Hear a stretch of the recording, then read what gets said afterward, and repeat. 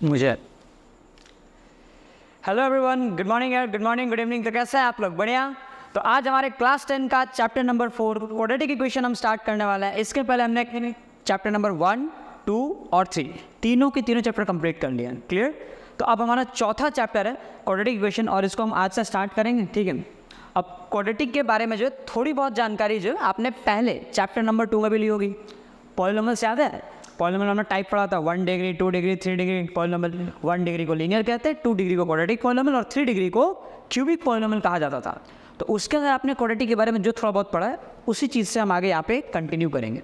अब quadratic polynomial और quadratic equation दोनों बड़ा कन्फ्यूजिंग होता है कि दोनों में क्या फ़र्क है और दोनों में क्या सिमिलरिटी है। तो सभी चीज़ों को देखते हुए हम आगे बढ़ेंगे। क्लियर? चलिए, तो आज के लेक्चर में विथ इंट्रोडक्शन हम स्टार्ट करते हैं। पेन, कॉपी, एनसीईआरटी सब लेके बैठना, बीच बीच में उठना मत। ठीक है।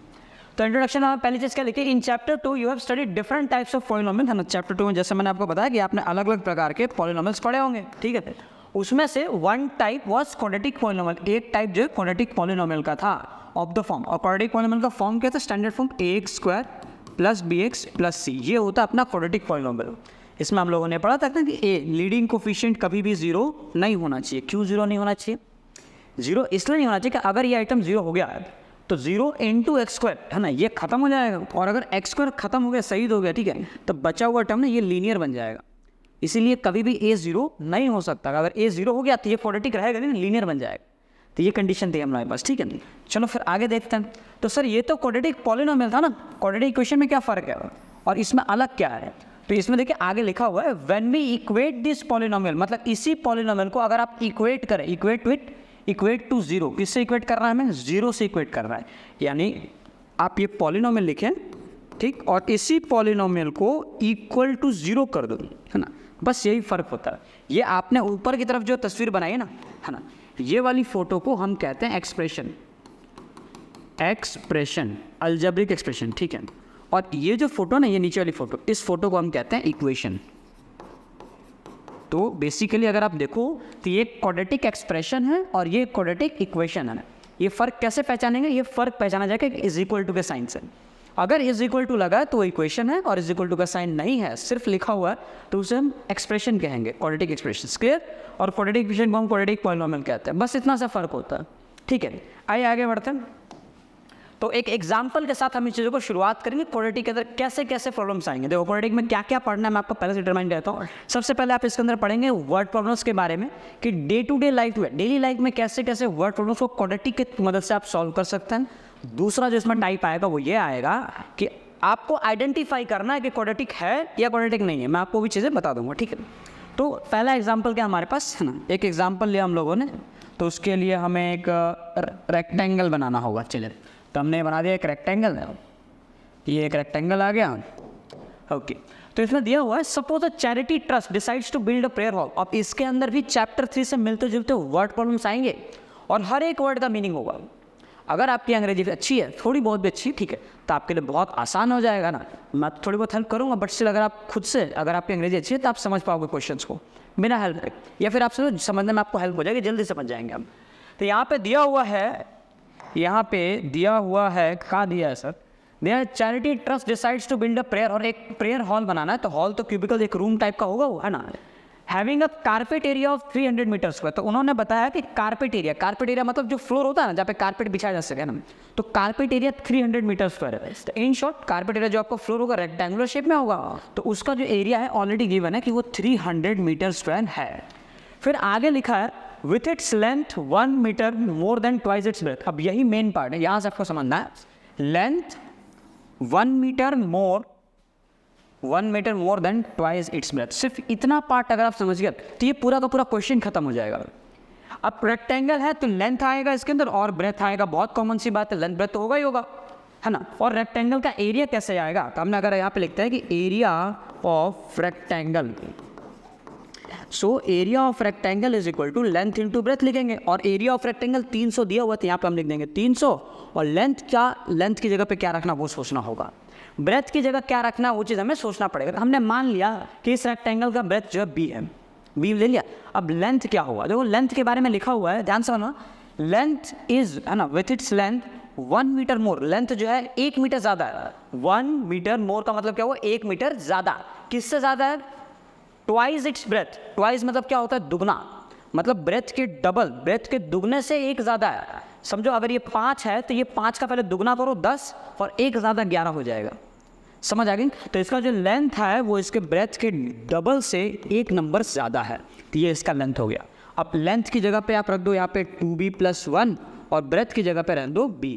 जैसे ही आप इसको मल्टीप्लाई करोगे तो ये हो जाएगा 300 = 2b² प्लस b × 1 कितना हो जाएगा b, और 300 को टांग के यहाँ फेंक दो तो हो जाएगा 2b² + b - 300 = 0। और ये हो गया आपका क्वाड्रेटिक बन के तैयार।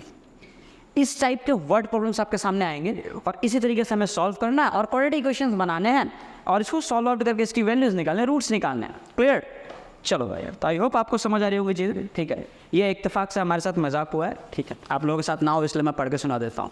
ये एक्चुअली पता नहीं क्यों प्रॉब्लम आ रही है, जब भी ये पीपीटी बनाए जाते हैं ना तो ये लिखा तो बहुत नॉर्मल जाता है और एकदम सही है ना, एकदम 2-3 लाइन में आते हैं, बट पता नहीं क्यों किस वजह से ना ये ऑटोमेटिकली जो अपनी साइज़ को छोटा कर ले रहा है, तो इससे समझने में आप लोग थोड़ी बहुत दिक्कत आ सकती है। तो हालांकि पीडीएफ नोट्स में तो मैं क्लियरली दिख जाएगा, ये ना पीडीएफ नोट्स में दिख जाएगा। मैं फिर भी पढ़ के एक बार समझा दे रहा हूँ आप लोग। यहाँ पर वही बात लिखी, quadratic equation in the variable x is an equation of the form, है ना। मेनली इस पूरे लाइन का मतलब है ना कि आपको स्टैंडर्ड फॉर्म ध्यान रखना, standard form of quadratic equation, standard form of quadratic equation. अब ये क्या होता है? स्टैंडर्ड फॉर्म को देखो इस तरह से लिखा जाएगा, ax² + bx + c और = 0। ठीक है, ये स्टैंडर्ड फॉर्म हो गया। अब इसके अंदर ये चीज़ों, कुछ गिनी चुनी बातों का ध्यान रखना। x² का जो कोफिशिएंट होता है उसे a कहते हैं, x का जो कोफिशिएंट होगा उसे b कहते हैं, और एंड में जो कांस्टेंट ना ये बच जाए ना, इसे हम कहते हैं कांस्टेंट का ध्यान रखना। क्लियर? x का कोफिशिएंट a, इसका कोफिशिएंट b और लास्ट में जो बचा उसे कांस्टेंट कहते हैं। और यहाँ पे a, b, c जो है वो रियल नंबर का पार्ट होते हैं। तो a, b, c belongs to r। अच्छा, ये क्या है सर? देखो इस टाइप का जो सिंबल है ना, इस टाइप का जो सिंबल, ऐसे कैसे बनाएंगे इसको? c लिखेंगे और c के बीच में ऐसे कर देते हैं। इसे क्या पढ़ा जाता है? इसे कहते हैं बिलोंग्स टू। लिखो इसे read as belongs to. It means कि ये क्या बता रहा है कि ए बी सी जो है वो रियल नंबर, आर मतलब क्या होगा? Real number. तो ए, बी, सी जो है रियल नंबर के पार्ट है, मतलब ये नंबर कुछ भी हो सकते हैं। क्लियर? चलो, तो ये पार्ट ध्यान रखना। ठीक है, ये हो गया इसका स्टैंडर्ड फॉर्म। आगे बढ़ता है अपन। तो अगला हमारे पास एक एग्जांपल दिया, represent the following situation mathematically. एक और प्रॉब्लम दी गई है और मैं बताया कि जॉन एंड जीवंती टुगेदर है 45 मार्बल्स। वर्ड प्रॉब्लम है सर, ध्यान से देखना। आपने बचपन में कॉम्प्लीमेंट्री एंगल पढ़ा है क्या? उसमें होता है ना कि 2 एंगल का सम 90 होता है। तो आपने सुना होगा कि अगर एक एंगल x है तो जो दूसरा वाला एंगल होता है वो होता है 90 - x, है ना। पढ़ा? क्या कंसेप्ट है? जैसे मान लो किसी ने बताया कि तुम्हारा 90, टोटल 90 है, तो 90 में से अगर एक के पास 10 रुपये दे दिया ना, तो दूसरे के पास तो 80 रुपये बचेंगे। तो ये तो नंबर था, तुमने कैलकुलेट कर लिया, लेकिन बेसिकली ये देखो ये 80 आया कैसा? अगर तुम 80 को अगर तुम गौर से देखो तो ये टोटल में से जितना तुमने इसको दे दिया उतना माइनस कर दिया गया, तो तभी तो ये आंसर आया। तो जब आपके पास अननोन क्वांटिटी हो तब भी आपको यही करना है कि टोटल अगर आपको पता है, जैसे यहाँ पे टोटल दिया है 45 मार्बल्स है, तो उनमें से अगर एक के पास मैंने मान लिया कि x मार्बल है, तो दूसरे के पास कितना बचेगा? टोटल में से तुम मान लो जितना इसको दिया उसको माइनस कर दो, तो 45 - x हो जाएगा। 45 - x। समझ आ गई चीज़ें? एग्जैक्ट वही कंसेप्ट यहाँ काम आएगा और ऐसे आगे भी बहुत चीज़ें काम आएगी। ठीक है ना, सेम इसी कंसेप्ट पर वर्क करना है, ध्यान रखना है इसे। तो आगे बढ़ते हैं सर। तो हम लिखना है पहली लाइन, हम पहली लाइन क्या लिखेंगे? Let John have x marbles. हमने मान लिया कि जॉन के पास जो है x मार्बल्स हैं, तो देयरफॉर ऑटोमेटिकली अंडरस्टूड है कि जो जीवंती होगी, जीवंती के पास, जीवंती है 45 - x मार्बल्स, मतलब जितना इसके पास होगा कम करो तो 45 में से, तो 45 - x मार्बल्स। अगला पार्ट क्या दिया हुआ है? Both of them lost 5 marbles. Lost मतलब क्या हुआ? घुमा दिया। अब घुमा दिया मतलब कम हो जाएगा ना वो, तो 5-5। अब दोनों ने घुमाया और दोनों ने 5-5 घुमाया। अब एक इत्तेफाक की बात है ना कि दोनों ने 5 ही घुमाए, ना कम ना ज़्यादा, इक्वल। ठीक है, अगर घुमा दिया है तो अगला काम क्या करना? माइनस करना। तो यहाँ हम लिखेंगे आफ्टर लूजिंग, कितने लूज किए उसने? After losing 5 marbles. After losing 5 marbles. John के पास कितने बचेंगे, x माइनस 5 है ना, एंड जीवंती के पास कितने बचेंगे, जीवंती के पास पहले कितने थे, उसके पास थे 45 माइनस एक्स। अब इसमें से भी तुम 5 और कम कर दोगे, ठीक है, इतने हम 5 और कम कर दिए, तो 45 माइनस 5 कितना हो जाएगा, 40 और माइनस एक्स आ जाएगा। क्लियर। नेक्स्ट पार्ट क्या दिया है आगे, आप देखना जितने भी वर्ड प्रॉब्लम आप करेंगे ना, हर एक वर्ड प्रॉब्लम में कॉमन बात आएगी, आपको मल्टीप्लाई करने बोला जाएगा सर। प्रोडक्ट मतलब मल्टीप्लाई है ना, तो हमेशा मल्टीप्लाई ही करना होगा। क्यों करना होगा, जब आप दो टर्म्स को मल्टीप्लाई करोगे ना, जैसे मान लो यहाँ पे भी एक्स और यहाँ पे भी एक्स है, तभी तो एक्स इंटू एक्स मिलकर एक्स का स्क्वायर बनेगा और क्वाड्रेटिक आएगा। तो हमेशा मल्टीप्लाई ही बातचीत हर वर्ड प्रॉब्लम आपको देखने मिलेगा। तो देखो यहाँ पे भी आपको किया हुआ है ना, यहाँ पे मल्टीप्लाई करने के लिए बोला गया है।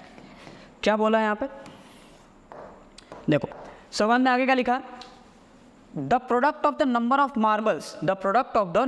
Marbles they now have. इसका क्या मतलब हुआ, प्रोडक्ट यानी मल्टीप्लाई, किसका multiply, number of marbles they now have, मतलब अब उनके पास जितना बचा हुआ है ना घुमाने के बाद, तो 5 घुमा दिए तो इतना बचा हुआ है, तो अब जो बचा कुछ है उसका जो प्रोडक्ट है वो 124 आ रहा है, तो बचा कुछ अब पी रहा ना अपने पास, ठीक है, तो लिख दो नाउ अकॉर्डिंग टू क्वेश्चन। अब जैसा सवाल में बोला गया उस हिसाब से अगर हम आगे बढ़ें तो सवाल के अंदर लिखा हुआ है कि x माइनस 5 यानी जॉन के मार्बल्स और जीवंती के मार्बल जो कि हैं 40 माइनस एक्स, इनको मल्टीप्लाई करके 124 आंसर आएगा।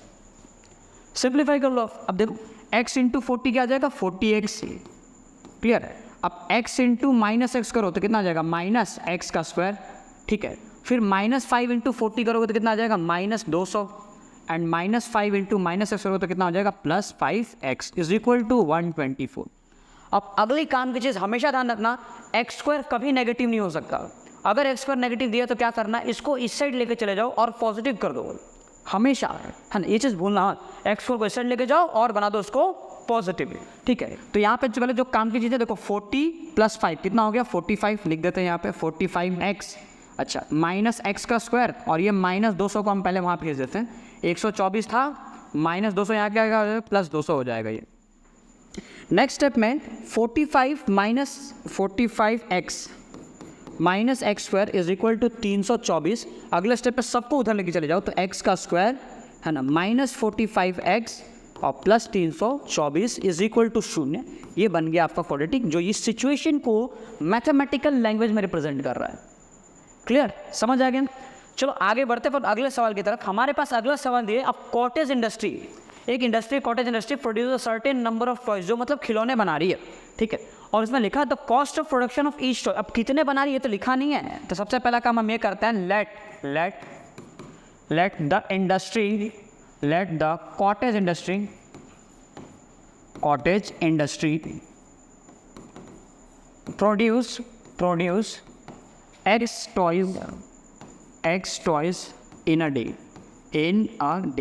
तो हमने मान लिया कि जो कॉटेज इंडस्ट्री है वो एक दिन में x खिलौने बना रही है ना। अब फिर आगे क्या सर, देखो आगे इतना हमने देख लिया, आगे फिर लिखा the cost of production of each toy, हर एक खिलौने का जो कॉस्ट ऑफ प्रोडक्शन है। अब बनाओगे तो कोई भी प्रोडक्ट तुम बना रहे हो, कोई भी माल तुमने बनाया कंपनी में ना, तो कुछ ना कुछ खर्चा आएगा ना। तो मैगी ही बना रहे हो है ना, तो तुम 12-15 रुपये वाला मैगी लेके आओगे पहले, तो तुम्हारा खर्चा होगा ना टोटल, कि इतना खर्चा जा रहा है, तुम डेली खा रहे हो, तुम्हारा डेली का खर्चा हो गया वो, ठीक है।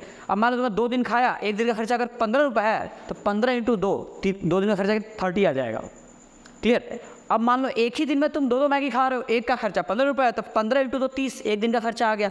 तो वो कंसेप्ट यहाँ इस्तेमाल होगा, लिखा है the cost of production of each toy. तो हम मान लेते हैं यहाँ पे है ना कि एक दिन में x खिलौने बन रहे हैं, तो आगे क्या हो जाएगा, देयरफॉर कॉस्ट ऑफ प्रोडक्शन है ना, तो पहले PRODU, cost of production of each toy, हर एक खिलौने का कॉस्ट कितना है। तो देखो इसमें लिखा हुआ है cost of production of each toy was found to be 55 minus 55 में से क्या माइनस करना है, the number of toys produced in a day. अब एक दिन में कितने खिलौने बनते हैं भाई साहब, x हमने माना था, तो 55 में से माइनस कर देना है x को, तो ये हमारा क्या आ जाएगा, cost of production of each toy, मतलब एक खिलौने का खर्चा इतना आ जाएगा।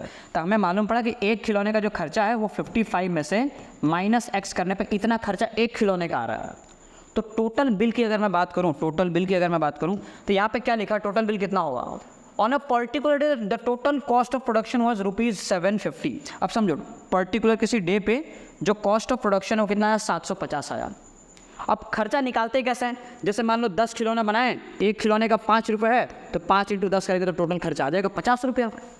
तो हमने क्या किया, हमने यहाँ पे टोटल खिलौने हम x बना रहे हैं, तो यहाँ लिखेंगे now according to question total खिलौने हमने x बनाए और एक खिलौने का जो खर्चा है तो वो 55 माइनस x है, तो दोनों को मल्टीप्लाई करूँगा तो टोटल आ जाएगा ना, टोटल खर्चा 750 रुपये हो गया काम, कर दो मल्टीप्लाई। तो ये क्या हो गया 55x minus x² is equal to 750। अब अगेन x² नेगेटिव नहीं होगा तो इसको टाइम के फेंकेंगे यहाँ पे, तो ये हो जाएगा आपका प्लस, तो ये हो गया x² minus 55x plus 750 is equal to 0। और ये हो गया आपका क्वाड्रेटिक इक्वेशन सेकंड वाले सिचुएशन के लिए। समझ आ गया, ठीक है। तो यही सब चीज़ें आपको ध्यान रखनी है। और इसके बाद जो नेक्स्ट इंपॉर्टेंट पार्ट है, स्टैंडर्ड फॉर्म हमेशा ध्यान रखना, पहले x² आएगा, उसके बाद x आएगा और उसके बाद कांस्टेंट नंबर आएगा, फिर इज इक्वल टू और फिर 0 आएगा। ये होता है इनका स्टैंडर्ड फॉर्म। अगर ऐसा नहीं दिख रहा है, अगर x² नहीं है मतलब वो क्वाड्रेटिक नहीं है, ठीक है। अगला पार्ट, तो अगले पार्ट में देखो आपको यही दिया कि चेक करना है, check whether the following are quadratic equations और नॉट। आप खाली चेक करो, कुछ मत करो, खाली बताओ मुझे ये क्वाड्रेटिक है कि नहीं है। अब इसे कैसे करना है जरा देखो, मैं एक शॉर्टकट भी बताऊंगा और आपको एक मेथड भी सिखाऊंगा। देखो सबसे पहले तो आपको उसके अंदर एक फॉर्मूला ध्यान रखना होगा कि a माइनस बी का जो होल स्क्वायर होता है ना वो क्या होता है, तो ये आता है a² minus 2ab plus b²। अब ये चीज़ ना मैं पूरे के पूरे डिटेल में से करके नहीं दिखा पाऊंगा, आपको आना चाहिए चीज़, ठीक है। कैसे करना है जरा ध्यान से देखना, ठीक है। तो यहाँ पे क्यों ये फॉर्मूला, क्योंकि यहाँ पे दिख रहा है x माइनस 2 का होल स्क्वायर, तो इस यहाँ पर यूज़ करेंगे। तो आप इसको एक्सपेंड कर दें तो ये हो जाएगा x² माइनस 4x प्लस 4 और क्या है plus 1 is equal to 2x minus 3। अब 4 + 1 कितना हो गया 5, तो यहाँ लिख दो x² माइनस 4x है ना, और प्लस कितना नहीं 5 is equal to 2x minus 3। अब मैंने बताया था कि इज इक्वल टू में 0 होना चाहिए, तो इन सबको आप इधर लेके आ जाओ, तो क्या हो जाएगा x² माइनस 4x तो है, अब ये 2x भी इधर आ जाएगा, तो क्या हो जाएगा माइनस 2x, और माइनस 3 इधर आके क्या हो जाएगा प्लस 3, तो 5 + 3 कितना हो जाएगा 8। अब इज इक्वल टू में कुछ बचा ही नहीं था, कितना हो गया 0। अब जब सॉल्व करेंगे तो x² माइनस 4 माइनस 2 कितना हो गया minus 6x plus 8 is equal to 0। अब देखो ये तुम्हें क्वाड्रेटिक नज़र आ रहा होगा, ये पहले भले नज़र आए ना आए, लेकिन सिंप्लीफाई करने पे सॉल्व करने पे दिख रहा है कि हाँ क्वाड्रेटिक जैसी शक्ल लग तो रही है इसकी, समझे। ऐसे ही आपको जो है शक्ल देख के बताना है, ठीक है, शक्ल देख के बताना है क्वाड्रेटिक है कि नहीं है। एक काम करो, अगर तुम शॉर्टकट सीखने की बात करूँ मैं, तुम अगर यहाँ पे अगर थोड़ा सा दिमाग लगाओ, थोड़ा सा ना, तो ऑब्जर्व करने पे दिखेगा ये चीज़। यहाँ पे a माइनस बी का होल स्क्वायर है, मतलब कंफर्म है कि इसमें x² आएगा। श्योर, ध्यान सुनो, तुम्हें एक बार देख के समझ में आ जाएगा। अगर x माइनस 2 का होल स्क्वायर है मतलब फिक्स्ड है कि इसमें x² आएगा ही आएगा। अच्छा, अब ये x² है तो x² जब तक रहेगा तब तक क्वाड्रेटिक है। अगर इस साइड x² है मतलब ये क्वाड्रेटिक हो गया। एक सिचुएशन ऐसी होगी जब ये क्वाड्रेटिक नहीं रहेगा, कब, अगर मान लो x² यहाँ पे भी है और x² इज इक्वल टू के इस साइड भी है, तो दोनों x² कट जाएगा ना, x² कट गया मतलब वो क्वाड्रेटिक नहीं रहा। तो आपको इसी बात का ध्यान रखना है कि अगर x² है तो दोनों साइड नहीं होना चाहिए, सिर्फ एक साइड है। अगर एक साइड हो गया तो क्वाड्रेटिक हो गया वो, अगर दोनों साइड हुआ तो सर दोनों साइड हुआ तो दोनों x² कट जाएंगे, और कट गए मतलब x² खत्म, और x² अगर सही हुआ तो क्वाड्रेटिक नहीं हुआ, वो लीनियर बन जाएगा। बात समझ में आई क्या? जैसे अगले क्वेश्चन में अगर तुम ध्यान से केवल ऑब्जर्व करो तो तुम्हें यहाँ पे दिखेगा x इंटू एक्स क्या मिल रहा है x का स्क्वायर, और यहाँ पे भी x इंटू एक्स क्या मिल रहा है x का स्क्वायर, तो दोनों x और तो कट जाएंगे। तो क्या देख के तुम्हें ये मालूम पड़ रहा है कि क्वाड्रेटिक नहीं है, लीनियर है। समझ आई क्या है? तो उन्हीं चीज़ों को एक बार जो है अपन थोड़ा सॉल्व करें, थोड़ा डिटेल में कर लेते हैं अपन, ठीक है, क्योंकि स्टार्टिंग है, बाद में मैं आपसे उम्मीद करूँ आप खुद करोगे। देखो x इंटू एक्स कितना हो गया सर x का स्क्वायर, x इंटू 1 कितना हो गया x हो गया, प्लस कितना है 8 है, इज इक्वल टू ये दिखा है a plus b a minus b, formula पढ़े थे बचपन में, a plus b into a minus b का फॉर्मूला क्या होता है a का स्क्वायर माइनस बी का स्क्वायर, तो 2 का स्क्वायर होता है 4। देखो x स्क्वायर से x स्क्वायर कट गया, क्या बचा यहाँ पे x प्लस 8 और माइनस 4 पे यहाँ पे तो क्या हो जाएगा प्लस 4 इज इक्वल टू 0, तो ये हो गया x plus 12 is equal to 0, जो कि हमने पहले ही देख के समझ लिया था कि x स्क्वायर कट जाएगा और ये क्वाड्रेटिक नहीं रहेगा, ये लीनियर बन जाएगा। देखो आंसर आ गया। सवाल में आपसे ये नहीं पूछा है ना कि क्या होगा, आपसे तो बस इतना पूछा है क्वाड्रेटिक है या नहीं है, तो आप देख के बता सकते हो क्वाड्रेटिक है या नहीं है। इसका आंसर तो बहुत सिंपल है। जैसे अगले सवाल में अपन आए तो अगले सवाल में देखो अब यहाँ पे बच्चे लोग बहुत गलती करते हैं। क्या गलती करते हैं? वो यहाँ पे देखते हैं सर आपने बताया था x स्क्वायर है, यहाँ पे भी x इंटू एक्स जो x स्क्वायर हो रहा है, तो सर x स्क्वायर जो है x स्क्वायर को मार देगा, x स्क्वायर शहीद हो जाएगा, मतलब क्वाड्रेटिक नहीं रहेगा।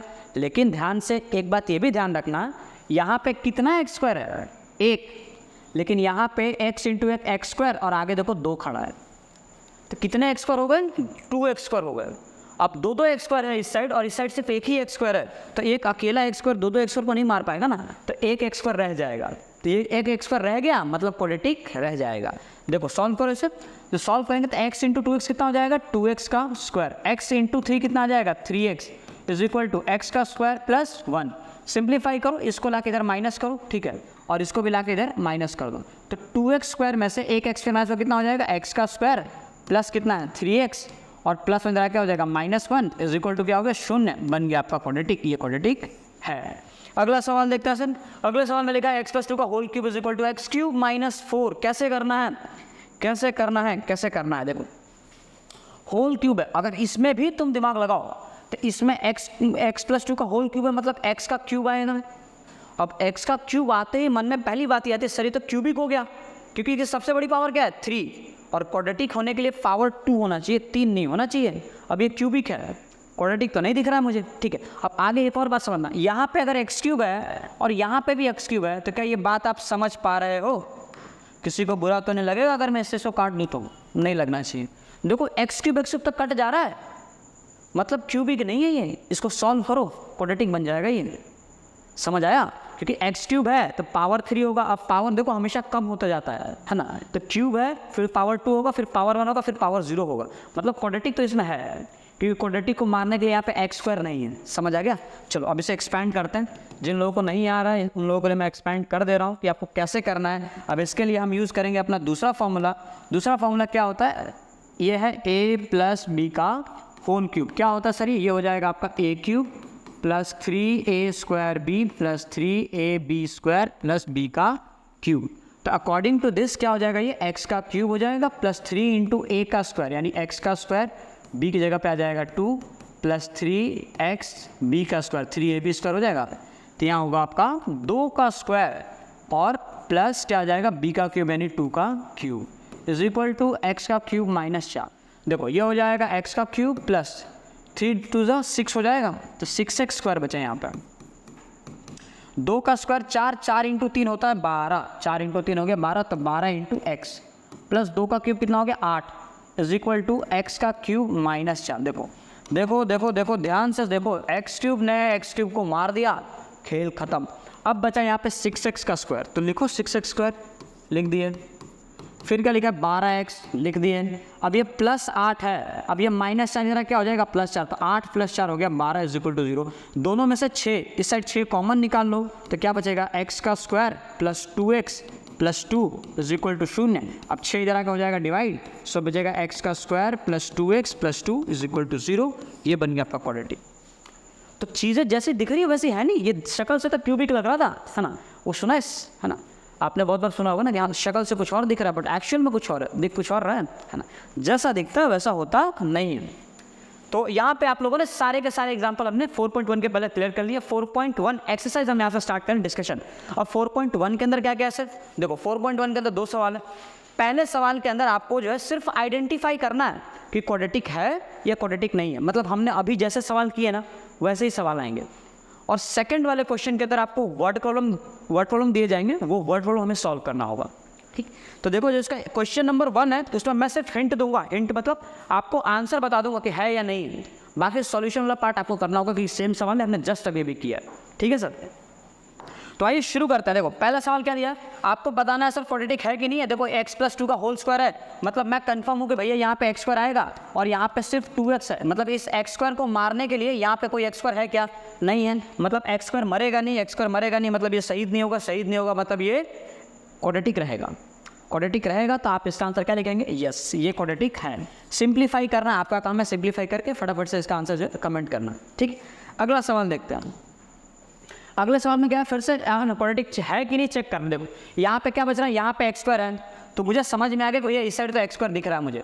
अब इस साइड की बात करें तो इस साइड कहीं पे x² दिख रहा है क्या? नहीं। -2 × 3 करोगे तो -6 आ जाएगा, और -2 × -6 तो ये हो जाए प्लस का 2x आ जाएगा, और x² -2x है। देखो तो कहीं पे तो दिख रहा है x² तो जिंदा है, बाकी आप इनको लेफ्ट राइट करके शिफ्ट करो, सिंप्लीफाई करो। अगर x² है मतलब ये चीज़ क्वाड्रेटिक है, तो इसका आंसर भी क्या लिखेंगे अपन? इसका आंसर भी सर आ जाएगा yes, it's a quadratic equation है। थर्ड क्वेश्चन, अब यहाँ पे चेक करना है क्वाड्रेटिक है या नहीं है। स्मार्ट वे यूज़ करेंगे बड़े आसानी से। हाँ, बोर्ड एग्जाम में तो आपको सिंप्लीफाई करना पड़ेगा, हालांकि बोर्ड वाला आपसे ये सवाल कभी नहीं पूछेगा। अब एग्जाम में तुमको ये थोड़ी पूछेगा बताओ क्वाड्रेटिक है कि नहीं है ना। अरे पता है, तुम चेक करके बता दोगे ना, फॉर डिग्री 2 है क्वाड्रेटिक है। तुमसे बढ़िया बढ़िया सवाल पूछेगा ना, बढ़िया बढ़िया सवाल, तुमको वर्ड प्रॉब्लम देगा, ये थोड़ी पूछेगा बताओ ये क्वाड्रेटिक है कि नहीं है ना। बकवास है, ठीक है। तो फिर आप हाँ इसका आंसर, हाँ लेकिन आपको ये चीज़ पता जरूर होनी चाहिए। बोर्ड के पॉइंट ऑफ व्यू से चीज़ें नहीं आएगी, हाँ लेकिन आपको पता होनी चाहिए, ठीक है। स्टिल मैंने आपको करना सिखा दिया है और यहाँ पर मैं आंसर आपको दिखा दूँ, क्योंकि सेम क्वेश्चन है, तो आप खुद से कर लोगे, ज़्यादा टाइम वेस्ट हमें नहीं करना है। तो क्या आ जाएगा, एक्स इंटू एक्स क्या आ जाएगा, एक्स का स्क्वायर, दिख रहा है। और यहाँ पर देखो एक्स इंटू एक्स क्या आ जाएगा, एक्स का स्क्वायर। तो एक्स स्क्वायर फिर कट जाएगा, और अगर एक्स स्क्वायर कट गया मतलब कट गया है ना, क्वाड्रेटिक नहीं रहेगा। अब क्वाड्रेटिक नहीं रहेगा, आंसर क्या लिखेंगे अपन, नो, खत्म, नहीं है ना। आगे बढ़ो, अगला सवाल क्या sir, x minus 3 into 2x plus 1। अब यहाँ पे मुझे बताओ, फटाफट से बताओ ना, क्वाड्रेटिक है या नहीं है। देखो कुछ लोग हाँ बोलेंगे, कुछ लोग ना बोलेंगे ना, और तो क्या तुम और कुछ बोल ही नहीं सकते ना, या तो तुम चुप रहोगे। तो क्या करना, x इंटू 2x ये हो जाएगा 2x का स्क्वायर, और x इंटू एक्स ये होगा सिर्फ x का स्क्वायर। अब यहाँ पे दो एक्स स्क्वायर है और यहाँ पे एक ही एक्स स्क्वायर है, तो क्या ये एक्स स्क्वायर खत्म होगा, नहीं। ये 2x स्क्वायर में से एक एक्स स्क्वायर माइनस होगा, तो एक एक्स स्क्वायर अभी भी जिंदा रहेगा। और अगर एक्स स्क्वायर जिंदा है मतलब क्वाड्रेटिक का वजूद जिंदा है, क्वाड्रेटिक है। इसका आंसर लिखेंगे यस, ठीक है। सिंप्लीफाई करें, ठीक है, और सॉल्यूशन करके इसके आंसर मुझे बताते जाए ना। तो ये इसका आंसर यस आ जाएगा। अगला सवाल क्या दिया सर, अगला सवाल में फिर से मैं दिया क्वाड्रेटिक है ना, कर लो आइडेंटिफाई। तो 2x इंटू एक्स कितना आ जाएगा, 2x का स्क्वायर। इधर देखो x इंटू एक्स कितना आ जाएगा, x का स्क्वायर। यहाँ पे दो एक्स स्क्वायर है, यहाँ पे एक ही एक्स स्क्वायर है, मतलब अगेन ये इस साइड जाकर माइनस तो होगा, लेकिन फिर भी एक एक्स स्क्वायर जिंदा रहेगा, और एक्स स्क्वायर जिंदा रहेगा मतलब ये क्वाड्रेटिक है। इसका आंसर हमें लिखना होगा yes, clear. Next next next next, फिर से हमें दिया हुआ है x square minus something something something something. तो यहाँ पे देखो एक्स स्क्वायर दिख रहा है, और ये होल स्क्वायर है, तो होल स्क्वायर में भी देखो यहाँ पे भी एक्स स्क्वायर आएगा ही आएगा, कन्फर्म है हम। तो एक्स स्क्वायर से एक्स स्क्वायर कट जाएगा, ये बचेगा, क्वाड्रेटिक बचेगा क्या, नहीं बचेगा। अगर एक्स स्क्वायर ही खत्म हो गया तो कहाँ से क्वाड्रेटिक है, ये बन जाएगा लीनियर। तो आंसर आप लिखोगे इसका नो। नेक्स्ट क्वेश्चन देखो, नेक्स्ट क्वेश्चन में क्या है, एक्स प्लस 2 का होल क्यूब, ये है क्यूब। तो क्यूब वाले इसको मैं थोड़ा सॉल्व कर सिंप्लीफाई करता हूँ, ठीक है।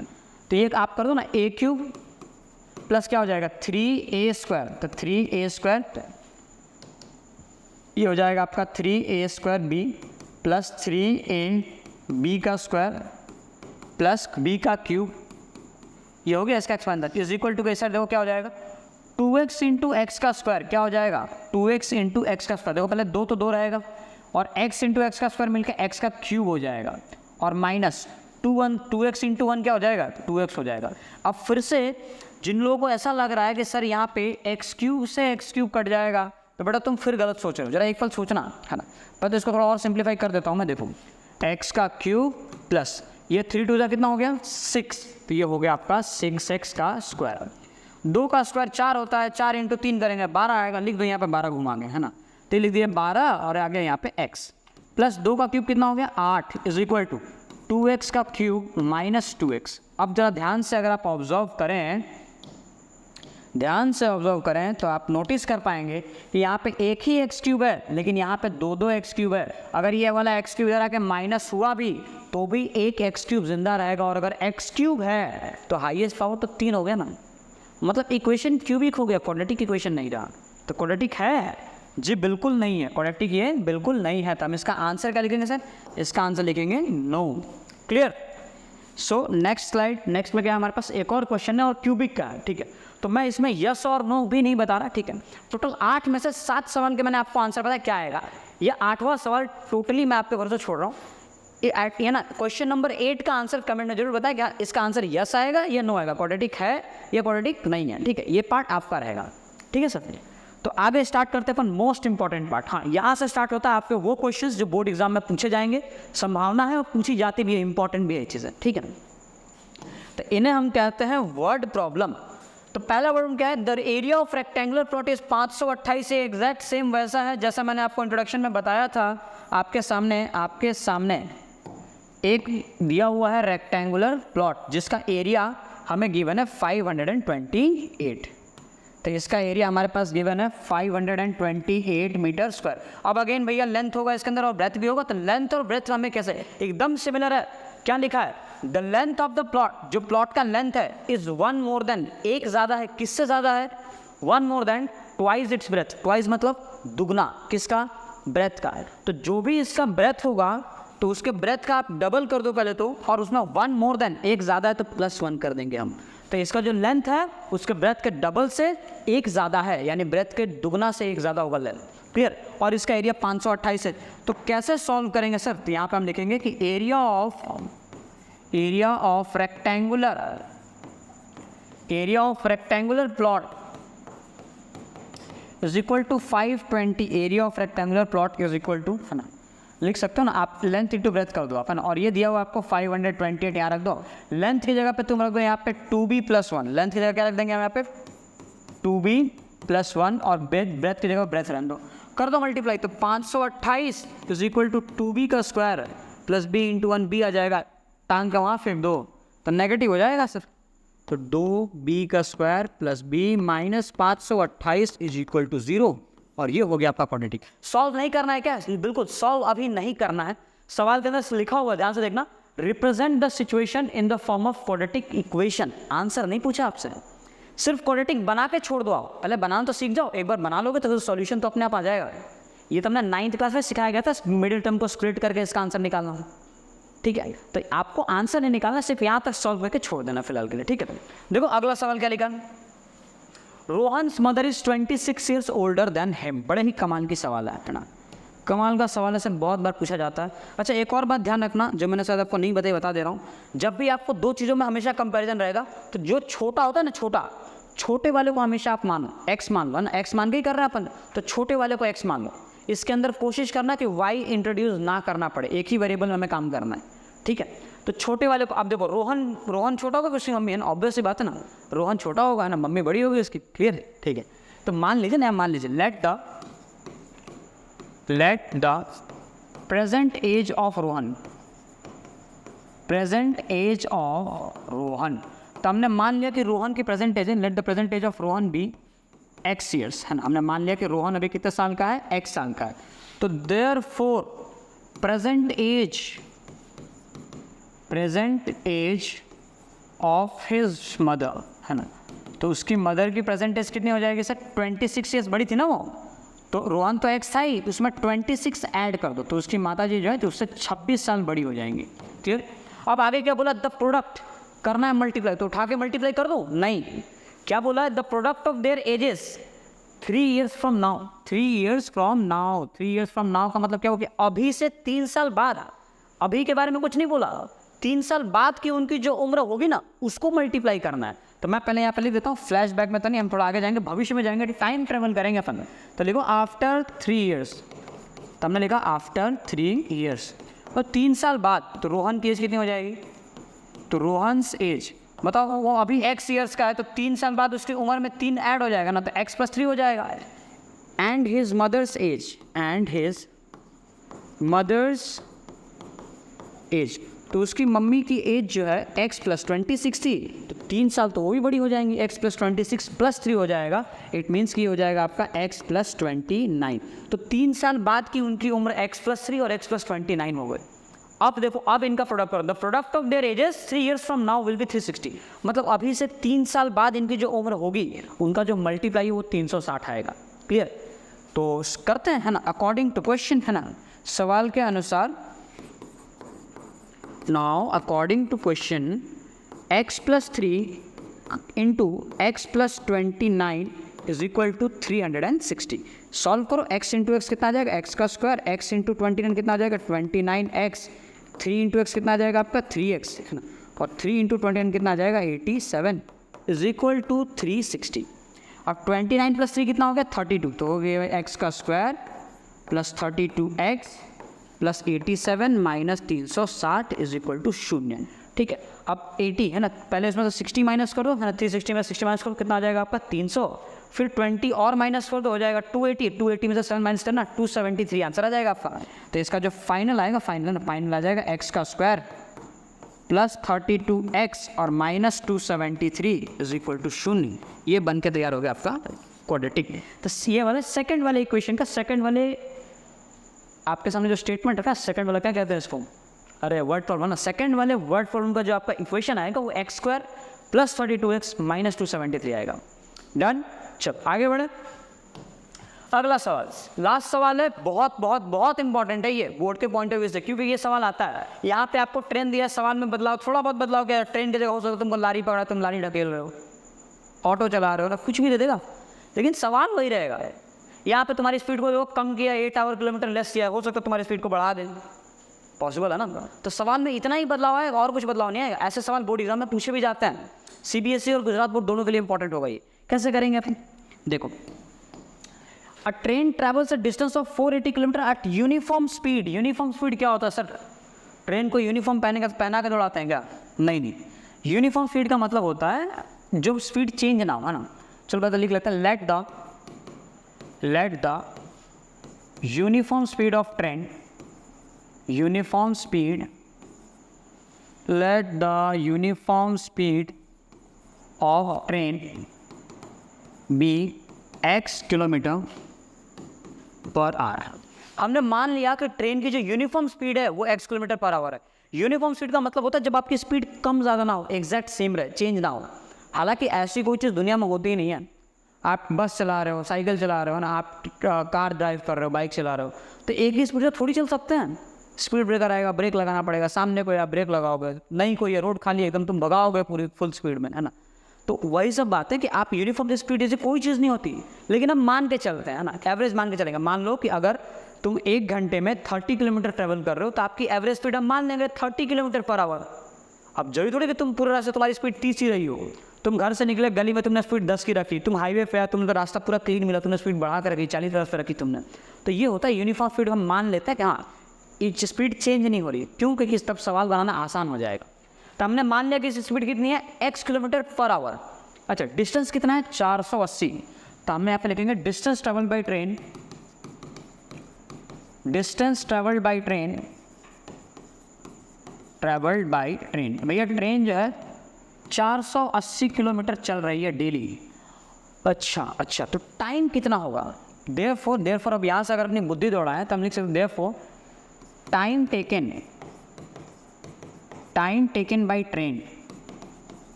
इज इक्वल टू, अब टाइम टेकन बाई ट्रेन उसको मान लो T1 से रिप्रेजेंट कर रहे हैं उसको। Time taken by train is equal to क्या हो जाएगा, डिस्टेंस बाई स्पीड। डिस्टेंस कितना है 480 अपॉन में स्पीड कितना है x, तो ये इसका टाइम टेकन होगा, इतने आवर्स ट्रेन ले रही है।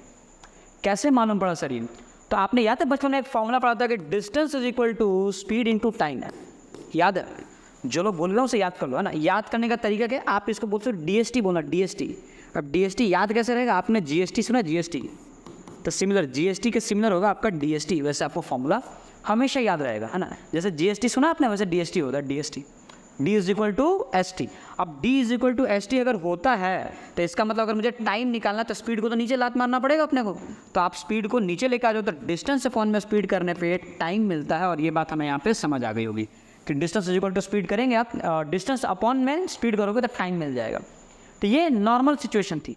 फिर किसी एक दिन किसी आपदा विपदा, किसी न किसी वजह से ट्रेन में कुछ गड़बड़ हुई और train, if the speed had been 8 kilometre per hour less, speed को 8 किलोमीटर कम कर दिया गया है, तो क्या होगा, है ना। तो देखेंगे 8 किलोमीटर और कम करने के बाद, है ना, after reducing speed, after reducing speed by 8 kilometre per our, 8 kilometre per our की स्पीड अगर हमने कम कर दी, है ना, तो डिस्टेंस अभी भी 480 रहेगा, है ना। तो डिस्टेंस तो सेम रहने वाला है, चलना तो उतना ही है आपको, 480 किलोमीटर, ठीक है। टाइम टेकन, है ना, टाइम टेकन को हमने मान लिया T2, time taken by train, हमने इसको रिप्रेजेंट किया T2 से। तो टाइम टेकन बाई ट्रेन क्या हो जाएगा, डिस्टेंस अपॉन में स्पीड। अच्छा, डिस्टेंस, स्पीड तो हमने लिखा ही नहीं सर, है ना। तो स्पीड का क्या करेंगे, देखो स्पीड के लिए कुछ जुगाड़ कर देते हैं, ठीक है। इसको थोड़ा नीचे कर दो, है ना, स्पीड वाली चीज़ अभी ऊपर लिख देंगे अपन। स्पीड ऑफ ट्रेन, है ना, स्पीड ऑफ ट्रेन। अच्छा, स्पीड कितना हो जाएगा, पहले x था 8, इसमें से कम कर दो ना, लिखा है ना, 8 किलोमीटर कम कर दिया, 8 किलोमीटर कम कर दिया। टाइम इतना, अब टाइम क्या हो जाएगा, टाइम होता है distance by speed. Sir distance तो वही रहेगा 480, लेकिन हाँ टाइम, स्पीड जो है x - 8 हो जाएगा, इतने आवर्स लगेंगे उसे। अब जरा समझना, ये टाइम 1 है, ये टाइम 2 है, दोनों में से कौन सा ज़्यादा है? आपकी स्पीड नॉर्मल है, तो टाइम T1 लग रहा है, लेकिन जब आपने स्पीड कम कर दी तो टाइम T2 वो थोड़ा ज़्यादा होगा ना। आप स्कूल से घर जा रहे हो, आपको आधे घंटे लग रहा है, मान लो आप घर जाने के दिन आप चले गए मंदिर में दर्शन करने, आप आराम से अपने दोस्तों के साथ बात करते जा रहे हो, आप साइकिल से नहीं जा रहे, आप साइकिल से पैदल जा रहे हो, है ना, तो आपको टाइम तो लगेगा ना, क्योंकि आपकी स्पीड कम हो गई है ना। तो वही बात है, जहाँ पे स्पीड कम है वो टाइम ज़्यादा होगा। कितना ज़्यादा होगा, सवाल में देखो दिया है, if speed had been 8 kilometre per hour less, अगर उसको 8 किलोमीटर कम कर देंगे आप, it would have taken 3 hours more, 3 घंटे ज़्यादा लगेंगे। कितने ज़्यादा लगेंगे, 3 घंटे। मतलब ये वाला जो टाइम है वो 3 घंटे ज़्यादा है इस वाले टाइम से।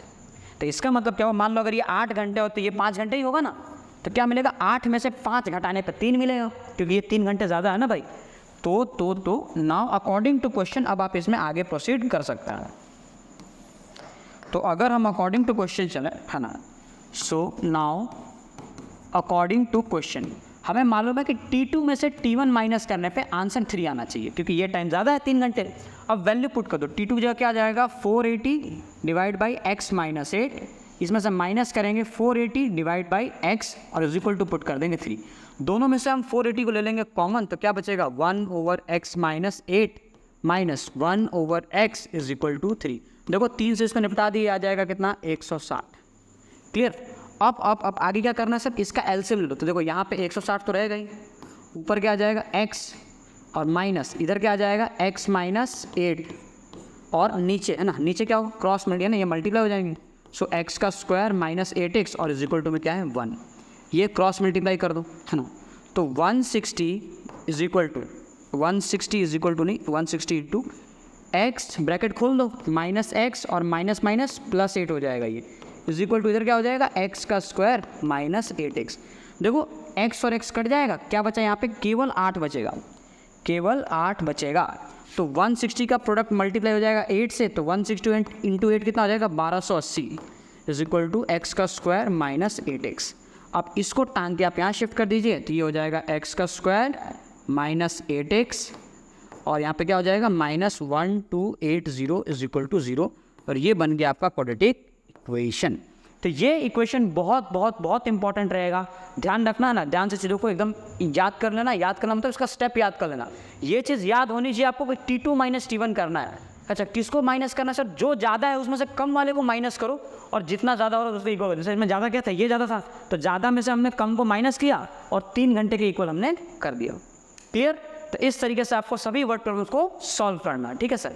तो आज के लेक्चर में हम सिर्फ इतना ही करने वाले हैं, ठीक है। बाकी इसके आगे जो चीज़ें अपन नेक्स्ट लेक्चर में कवर करेंगे, ठीक है। टिल दैट आप क्या करें, 4.1 एक बार पूरा आप लेक्चर तो आपने देख ही लिए होंगे, इसको बिना देखे एक बार आप कोशिश करें कि NCERT आप पूरी 4.1 सॉल्व करो। क्लियर, ठीक है। अगर आपसे हो जाती है तो बहुत अच्छी बात है ना। प्लस दूसरी बात कि इसके नोट्स जरूर बनाना, नोट्स बनाने से चीज़ें आपको लॉन्ग टर्म तक याद रहेगी, ठीक है।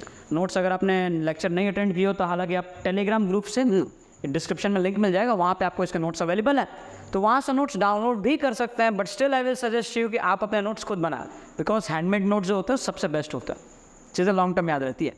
क्लियर। चलो फिर आज से वहीं पर खत्म करते हैं, मिलते हैं अपन नेक्स्ट में। टिल दैट पढ़ाई करते रहें, ऑल द बेस्ट। चलिए बाय।